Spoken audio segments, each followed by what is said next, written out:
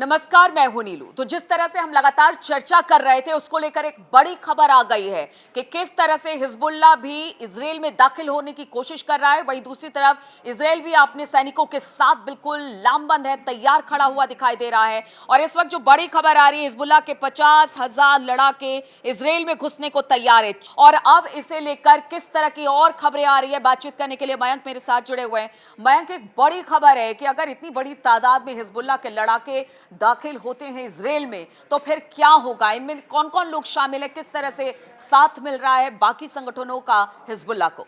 देखिए, ये जो गोलन हाइट्स इलाका है, यहाँ पे अब ऐसा लगता है कि अगले कुछ दिनों में एक बड़ा वॉर जो है फ्रंट गोलन हाइट्स इलाके में भी दिखाई देगा। गोलन हाइट्स वो इलाका है जो कि लेबनान, इजराइल और सीरिया के बॉर्डर का इलाका है। अब देखिए, यहाँ पे जो इन्फॉर्मेशन आ रही है, जैसे कि चर्चा है सोशल मीडिया में, उसके मुताबिक इस पूरे इलाके में जो इजराइल का बॉर्डर है, वहाँ पे 40 से 50,000 लड़ाके जो हैं वो ऑलरेडी पहुँच चुके हैं। अब इसमें कौन कौन शामिल हैं, ये सोचने की ज़रा बात है। देखिए, इसमें जो है बताया जाता है कि जो हूती संगठन है, इसके काफ़ी सारे लड़ाके हैं जो सीरिया ऑलरेडी पहुँच चुके हैं और गोलन हाइट्स की तरफ आगे बढ़ रहे हैं। उसी तरह इराक का संगठन है अल नुस्बा, ये भी हिजबुल्लाह का समर्थन करते हैं। इसके भी काफ़ी सारे लड़ाके हैं जो इसमें शामिल हैं। वैसे सीरिया का एक ऑर्गेनाइजेशन है बद्र, इसके भी जो है लड़ाके इसमें शामिल हैं। तो देखिए, ये 3-4 जो संगठन हैं, ऐसा बताया जाता है कि इसके जो लड़ाके हैं, इनको ये आदेश दिया गया है, मिला है प्रॉक्सीज की तरफ से कि भाई अब इजराइल पे डायरेक्ट हमले का वक्त आ गया है। और इसी मंशा से ऐसा बताया जा रहा है कि ये गोलान हाइट्स इलाका जो है, यहाँ पे बड़ी संख्या में ये करीब 40 से 50,000 बताए जाते हैं जो कि ये यहाँ पे जमा है। तो इसको देखते हुए देखिए, अगर यहाँ पे हिजबुल्लाह है, यहाँ पे हूती है, अल नुस्बा है और बद्र ऑर्गेनाइजेशन है, अगर इनके 50,000 लड़ाके जिनके पास हथियार हैं वो गोलन हाइट्स इलाके में मौजूद हैं या पहुँच रहे हैं उस तरफ, तो ऐसा लगता है कि अगले कुछ दिनों में ये गोलन हाइट्स इलाके में भी एक बड़ा वॉर फ्रंट खुल सकता है। देखिए, जो हमला हमने इजराइल में देखा था 7 अक्टूबर को, जो पिछली बार हुआ था, हमास के द्वारा जो हमला किया गया था, उसके बाद जो है लगातार ये कोशिश हिजबुल्लाह की तरफ से होती रही है या इस तरह के प्लान्स बनाए जाते रहे। कि अभी हाल ही में इस तरह का एक प्लान था जो कि इजराइल ने उसको रोक दिया कि ग्राउंड अटैक करने की कोशिश की जाए बॉर्डर से इजराइल के ऊपर। तो अब ये इस बीच ये जो खबर आई है, इसने एक इजराइल के लिए एक बिल्कुल कान खड़े करने वाली खबर है। और देखिए, इसके चलते अगर इस तरह से कोई ग्राउंड अटैक, जैसा कि आप अभी बता रही थी कि इजराइल जो है वो अगले 1-2 दिन में जो है, इजराइल ने पहले एयर स्ट्राइक्स की हैं, तो अब कभी भी ग्राउंड ऑपरेशन जब होता है तो पहले एयर स्ट्राइक्स होती हैं। हमने देखा, चाहे अफगानिस्तान का युद्ध हो, चाहे इराक का युद्ध हो, खाड़ी युद्ध हो, हमेशा पहले एयर स्ट्राइक्स होती हैं, एक फ्री वे बनाया जाता है, उसके बाद सेना अंदर दाखिल होती है। तो अगर ऐसा कुछ इजराइल की तरफ से किया जाता है, आईडीएफ अगर ऐसा कोई ऑपरेशन लॉन्च करती है, तो उसका जवाब देने के लिए ये हिजबुल्लाह और उस जो प्रॉक्सीज हैं ईरान के, ये भी अपनी तरफ से तैयार। हमने कुछ दिन पहले बातचीत भी की थी मयंक कि देखिए, सीरिया हो या हूती हो या फिर हिजबुल्लाह, हमास, सभी लामबंद हो रहे हैं। और अगर इजराइल पर हमला करना पड़े तो इसके लिए पहले से कह दिया गया था, यानी उन्हें भी पूरा ये था कि आगे आने वाले दिनों में अगर ग्राउंड पर अटैक होता है तो फिर सारे संगठनों की जरूरत होगी, और इसलिए पहले से सारी तैयारी कर ली गई थी। ये मान के हम चले, क्योंकि अगर इजराइल ने तैयारी की है तो हमास को भी हम जोड़ेंगे और हिजबुल्लाह भी पूरी तरह से तैयार। क्योंकि देखिए, जो एक्सपर्ट है वो मान रहे हैं कि हिजबुल्लाह को इतना डैमेज करने के बाद भी हिजबुल्लाह लगातार हमले कर रहा है, यानी वो चुप नहीं बैठा है और उसके लड़ाके, उसकी फोर्सेस भी पूरी तरह से इजराइल पर नजर रखे हुए हैं। देखिए, इसमें 2 तरह की बातें हैं। जो हिजबुल्लाह का हम बैकअप की बात करें तो एक तो ये ईरान के जितने प्रॉक्सी संगठन हैं, चाहे वो हुती हों, चाहे जिन्हें हमने जो जिक्र किया सभी संगठन का कि अल नुस्बा है या बद्र है, तो ये जितने ऑर्गेनाइजेशंस हैं, ये देखिए हिजबुल्लाह के साथ हैं।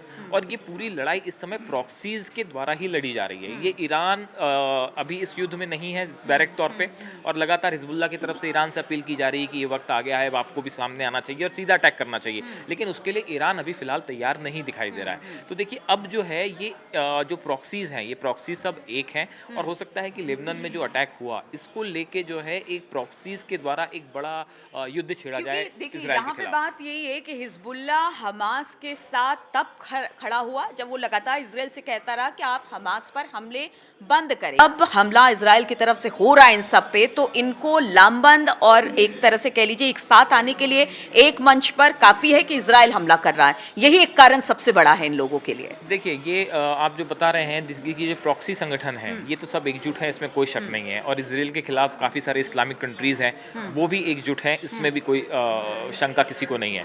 लेकिन अब सवाल ये है कि क्या ये युद्ध इसराइल वर्सेस प्रॉक्सी के रूप में ही रहेगा।